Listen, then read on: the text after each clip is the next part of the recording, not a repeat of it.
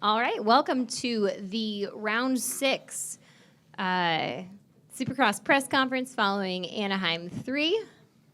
We have your podium contenders up here. Winner Jason Anderson, Eli Tomac, and Justin Barsha. So let's go ahead and start off with a quick question just for Jason Anderson. Taking your second win of the season, how would you describe that race? Yeah, it was a tough one. Just mentally, just the track was tough. The whoops were super technical. And for me, getting the whole shot and leading the whole race is just tough on you in general, and especially when you have Eli behind me, and as it would show from the past that he's relentless and he's a tough one to keep behind you. So it was tough for me, but just pushing and trying to hit my marks and stuff like that was tough, but we were able to make it happen. All right, let's turn it over to the pros. Jamie, let's start with you. Well, let's Jamie from Moto X Pod Show. Let's stick with Jason. Dude, talk about that track, man. The whoops alone seemed death-defying every lap. Just the dirt was pretty brutal. It looked like from TV at least. Mm-hmm. What was the track like for you actually being out there? Yeah, for Anaheim 3, it was actually pretty rutted. I was actually really impressed because usually by the time we get to the third one, the dirt's kind of baked and it's really hard packed. But in that main event, the Dirtworks guys kept the track really good. But I will say those whoops were very tough. And getting the start was crucial for me because I didn't want to go through the whoops in the middle of the pack because it just would make me nervous. So I was able to get out front, and I was hitting the whoops on the right, and I felt like Eli was catching me a little bit, and then I started going to the left, and then by the end of the race, I don't think there was really a good line, and I think we all had some moments in them, but yeah, it was a brutal track, and it was steep too. I think this is the steepest rhythms and everything that we've had so far this year. Right on. Thank you. Congrats. Thank you. Trent, go ahead. Thanks, Kristen. Trent Moto Limited.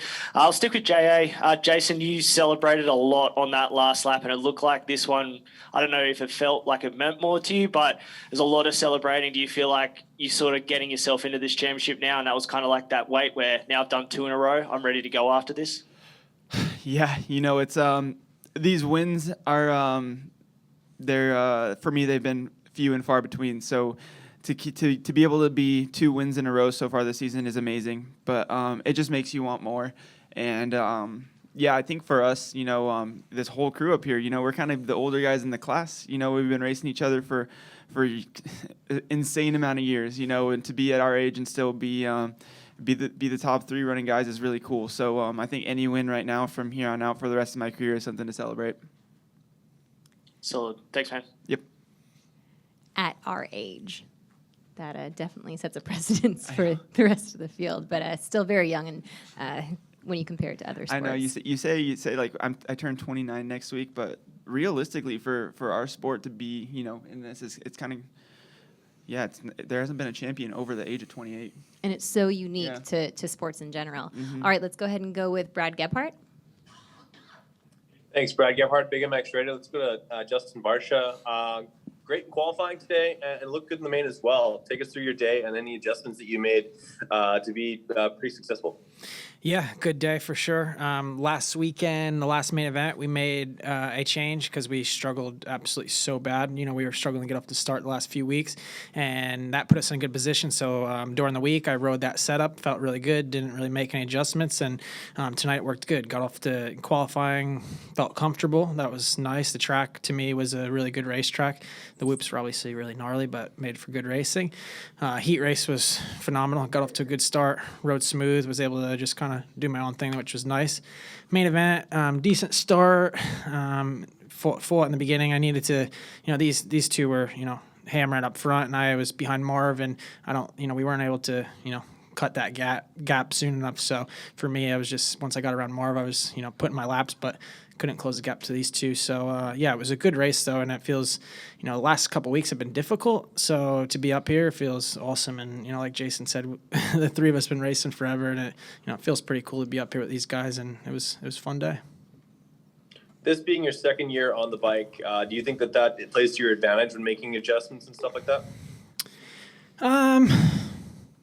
Yeah, I think so. It's hard though. You're always, everybody's always trying to be better. So it's like you have to pick and choose your battles with the motorcycle. And for me, I think, we were a little bit too aggressive in the middle rounds, trying to make it like better than it was, and it was already good. So yeah, we're pretty much, with just a little like kind of gearing change, like now we are getting off the start good and feel really good on the track. So for me, I know the bike well, so I don't feel like I need to change it too much. We can just kind of dial in here, there, and our bike's super sensitive to little changes. So it's been like today was super simple, a couple clickers here or there, and felt really good. So good job. Thanks. Thanks. Ryan with Cycle News. Thanks. Yeah, this one's for Jason. You led all 22 laps tonight, but there was one spot where you guys kind of swapped the lead real quick. How do you manage pressure when you guys are battling that close? It's tough. It's more of a mental game with yourself, to be able to go back and forth and still fight, and yeah, it's tough. And honestly, managing it, I feel like you're talking to yourself the whole main event, but I think we're used to it and just excited. That's a tough thing to do. That's honestly a tough thing. Is it's kind of mental. It's a battle between the both of us, and it's not always easy. To have that pressure at the beginning and be able to handle it for 22 laps, and that's something that I've never been able to do, and that was a first for me. So it's feels good. Right on, dude. Great ride. Thank you. All right, let's go with Justin Schooler. Yeah, Justin Schuler with Kicking the Tires. Eli, walk us through your day. We've heard from the other two. Like he said earlier, you swapped leads there for a little bit. Do you have anything for Anderson, or was it just one of those days where you're just kind of waiting to see if he made a mistake and could pounce on that? Yeah, I mean, I tried. I tried in the beginning. I felt like I was good the first half. Early in the race, I was making time in the whoops, and then obviously I went for that one pass in those tight S turns, and we went double, triple, and I wasn't really pumped. Like I cased the triple after the double. I'm like, gosh darn it, and then he got back underneath me. So looking back, I felt like maybe that was I messed up the pass, but yeah, I kept going, and then made one mistake in the whoops, and then I moved my lines around, and that was it. So I felt like that was a strong point early on, and then I lost it a little bit. So. But it was solid riding from Jason too. There was really no mistakes after that. So, yeah, second's what we had. And you hold on to the red plate, so does that give you some more confidence, or does this kind of shape up with what we might expect for the rest of the year between you and Anderson? Yeah, it's great position for this time of year, and heading to, some new or different stadiums, different dirt. So, yeah, we're in a good spot. All right, let's go over to Alex Gobert. Yeah, thanks. Alex Gobert, MotoOnline.com. This one's for Jason. Congrats on another win. How critical is it to kind of halt the momentum that Eli had coming into this round, and obviously for you climb up to second in points now, so in good position? Yeah, momentum is key, in everything that we do in the sport. So that's the part of the game, is you want to be the one carrying the momentum and stuff like that. And to be able to get a win is cool, but for the long game, it's important. And it's for us to be able to be in the hunt when it comes to that last round. I think it was crucial to be able to start knocking off wins and be able to be in the battle. But every night's not going to go like that, and it's going to be tougher some nights than others. And I'm just hoping to be able to be in the battle, week in and week out, and get to that last round and have a good shot at this championship. Right on. Thank you. Yep. All right, we have a few journalists who have called in. The first being Jason Weigant. Weege, have you got me? Yep, I'm here. Jason, you've had great races and a couple I'm sure that were frustrating where you were fast and the podium got away from you. How have you been able to take that this year? Were you frustrated, or have you been able to just say, hey, in the long run, if I'm fast, it's all going to work out? Because some things are out of your circumstance, or some circumstances were out of your hands this year. Yeah, I mean, I think some things were out of my hands, but then at the end of the day, it's dirt bikes and they're very unpredictable. So for me to be able to to bounce back from that, I think the biggest thing is just having the mindset that all I can do is really try my best every day. And that's kind of what I'm sticking to. You know, last week I got second in that first Triple Crown. And then I tried to do a little transfer off the track over the bars. And I had to bounce back and try my best in that third one. And I was able to, I think, do a little bit of damage control.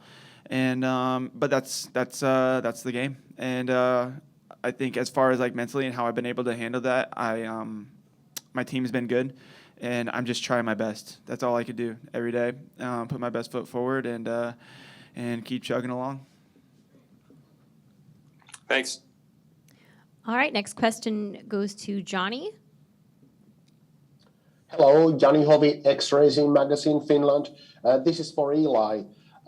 You're leading the series right now, and we are moving to East Coast, and as you told, totally different kind of dirt out there. How do you feel about going there? Do you feel even stronger now? It's still a little bit of unknown, but I think we'll be fine. You know, these tracks have been, you know, not the totally typical Anaheim tracks. Like we've had a couple ruts in these tracks that are for Anaheim, so I think we'll be fine. You know, we'll just be going. So yeah, it's unknown, right? It's first year for me on this motorcycle on the East Coast tracks, but shouldn't be a problem. Thank you. Nick with the Moto Limited show. Thanks, Kirsten. Nick Stillmoto Limited show. Let's go, Justin Barsha. Justin, as we see, the West Coast is done, so this thing's going to head east. Are you going to stay West Coast? Are you going to go back east? I know you did make the change last year. And then secondly, how's it been working with Ollie Stone? First year with him, how's it been? Yeah, Ollie's a legend.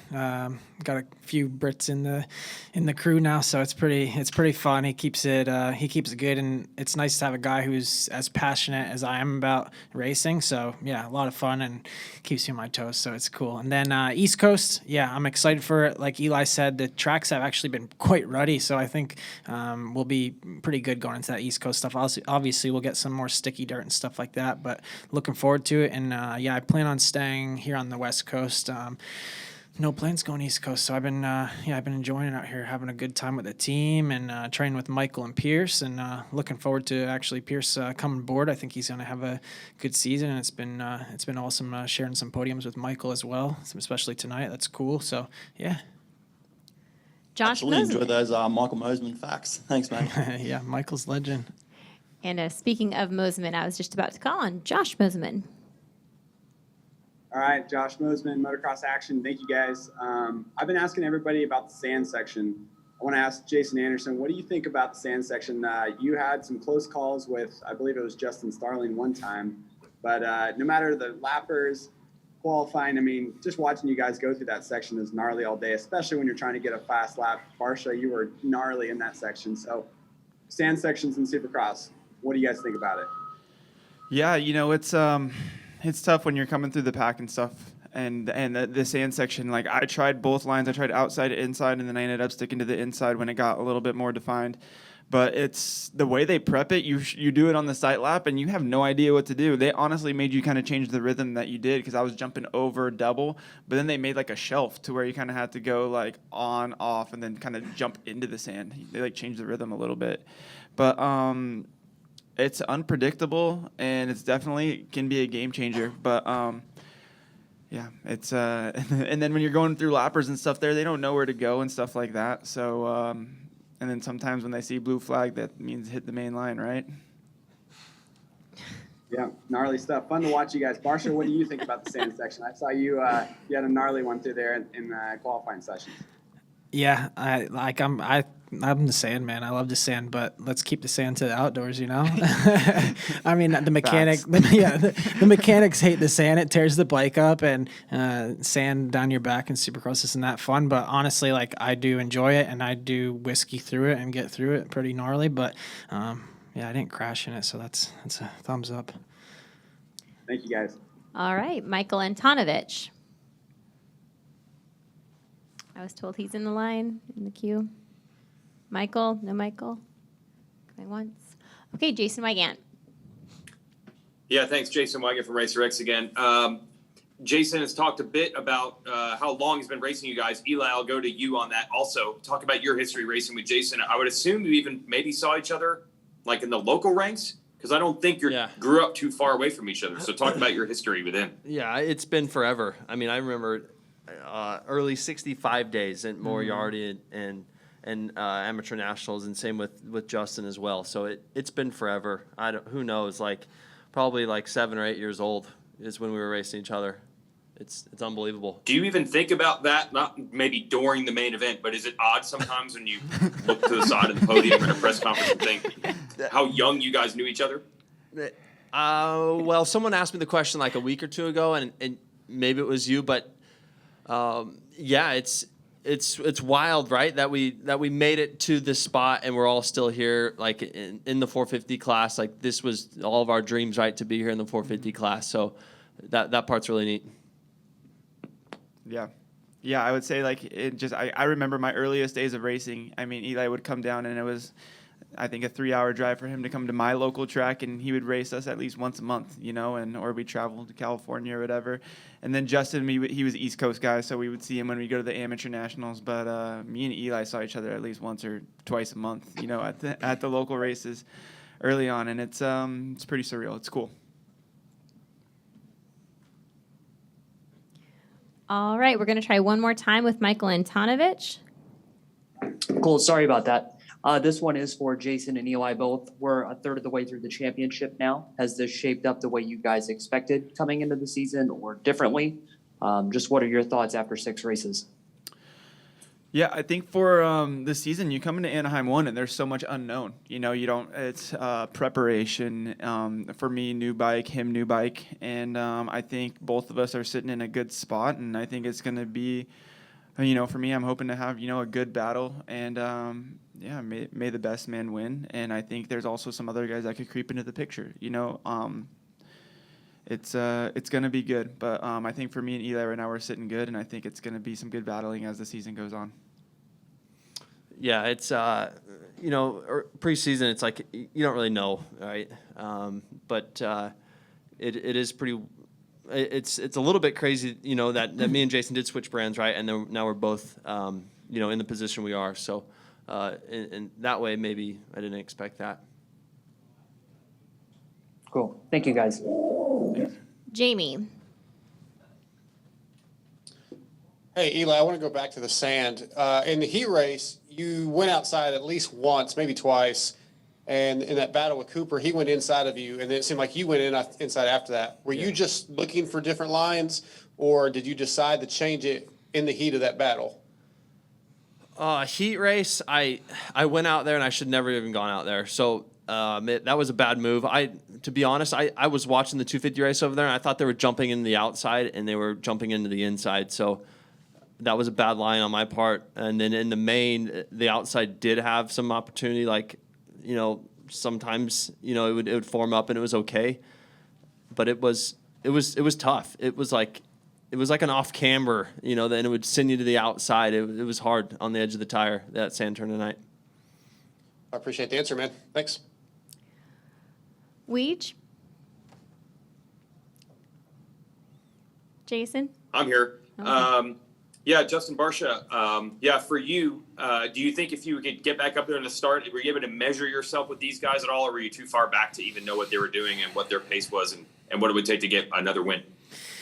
Yeah, it was. I would say I was a little too far back tonight. It was definitely hard. You know, I needed to be better in the beginning tonight, and I kind of, you know, Marv was riding really good, but I kind of got stuck on his pace, and you know, Eli and Jason, they were, you know, there, but I just got, you know, I got stuck behind Marv, and you know, day late, dollar short kind of. But it's good to be back up here tonight. The last, you know, like I said, the last 2 races were mentally tough on, you know, me and the whole crew, but we.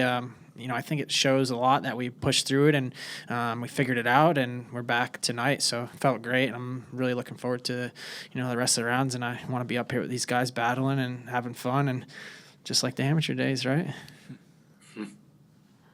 All right, guys, we are going to wrap this up, let everyone head home in the 450 class, but I will close it out with a final hard-hitting question for Jason Anderson.